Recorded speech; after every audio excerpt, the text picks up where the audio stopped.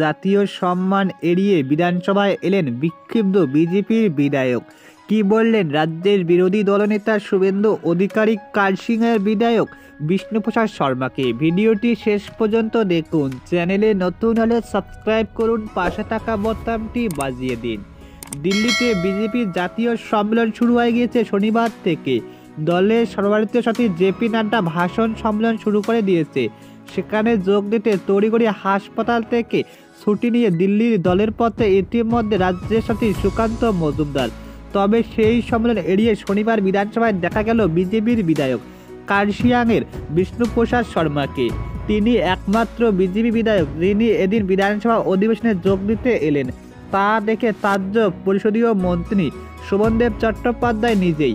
তিনি আর একবার স্পষ্ট হলো বিষ্ণুপ্রসাদ শর্মা দলের প্রতি এতটা বিক্ষুব্ধ। আসলে কার্শিয়াং বিধায়ক বিষ্ণুপ্রসাদ শর্মা দীর্ঘদিন ধরে পাহাড়বাসীর চাহিদা প্রয়োজন নিয়ে সরব হয়েছে।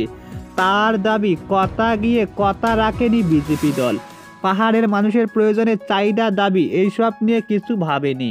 জনপ্রতিনিধি হিসেবে নির্বাচিত হওয়ার পর বারবার পাহাড়বাসীর দাবি নিয়ে সরব হলে কেউ গুরুত্ব দেয়নি। গত বছর তিনি এইসব অভিযোগ তুলে বিধানসভার বাইরে একাই অবস্থান করে বিক্ষোভ দেখায় কার্শিয়াংয়ের বিধায়ক বিষ্ণুপ্রসাদ শর্মা। গোখাল্যান্ড ইস্যুতে তৃণমূল বিজেপি নয়, এটা পাহাড়বাসীর বিষয়, আর পাহাড়বাসীর কথা না হলে কোনো রাজনৈতিক দল টিকতে পারবে না। গত বছর বিধানসভার বাইরে একাই অবস্থান করেছেন কার্শিয়াংয়ের বিধায়ক। নিজের চিত্র ইতিমধ্যে স্পষ্ট করেছে।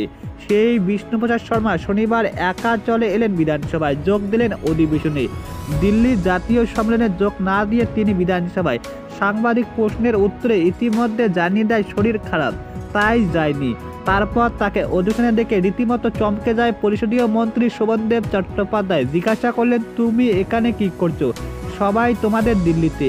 তাকে একই কথা বলে বিষ্ণুপ্রসাদ শর্মা। এইসবের মাঝে বিরোধী দলনেতা শুভেন্দু অধিকারীর কাছে পৌঁছে যায় খবর। তিনি ফোন করিয়ে লোক মারফত বিষ্ণুপ্রসাদ শর্মাকে বিজেপির পরিষদীয় দলের ঘরে ডেকে আনায়। জানানো হয়, আপনাকে আর অধিবেশন কক্ষে ঢুকতে হবে না। তারপর থেকে নিজের দলের বিধায়কদের ঘরে বসেই কার্শিয়াংয়ের বিধায়ক। কিন্তু দিল্লির সম্মেলনে তিনি যাবেন না বলে খবর।